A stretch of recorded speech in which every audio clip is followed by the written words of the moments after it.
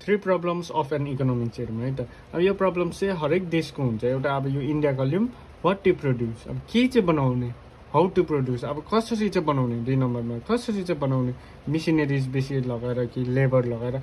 Labour भन्नुमा एउटा India चाहिँ फेरि लेबर सर्प्लस हो। लेबर सर्प्लसको मिनिङ चाहिँ अब लेबरको मात्रा धेरै छ, वेरएज फेरि हेर्नु पऱ्यो भने युएस, युके, क्यानाडामा चाहिँ क्यापिटल सर्प्लस हो, त्यहाँनिर चाहिँ लेबरको मात्रा धेरै कम छ। अब नम्बर 3मा हेरौँ, फर होम टु प्रड्युस, अब कसको लागि चाहिँ बनाउने, त्यो चाहिँ यहाँनिर हेरौँ क्यापिटलिस्ट इकोनोमिक सिस्टममा। ठिक छ, त्यो हाम्रो 3टा प्रब्लम के थियो, वाट टु प्रड्युस, अब के चाहिँ बनाउने, कसरी बनाउने, कसको लागि बनाउने। यो सबै यो 3टाको जिम्मेवारी यो सल्भ गर्ने चाहिँ कसले लिन्छ भन्दाखेरि प्राइभेट सेक्टरको। अब कुनै पनि देशमा के बनाउने, कसरी बनाउने, कसको लागि बनाउने चाहिँ के हेरेर हुन्छ, मार्केट फोर्स हेरेर हुन्छ। अब मार्केट फोर्स भनेको चाहिँ demand and supply. Demand and supply जब एकसाथ हुन्छ त्यसलाई मार्केट फोर्स भनिन्छ। अब डिमान्ड, जे कुरोको डिमान्ड हुन्छ त्यही अब वाट टु प्रड्युस, अब त्यही बनाउने क्या, जसको डिमान्ड हुन्छ त्यही बनाउने। कसरी बनाउने भन्दा त्यो देखाइजान्छ अब होइन।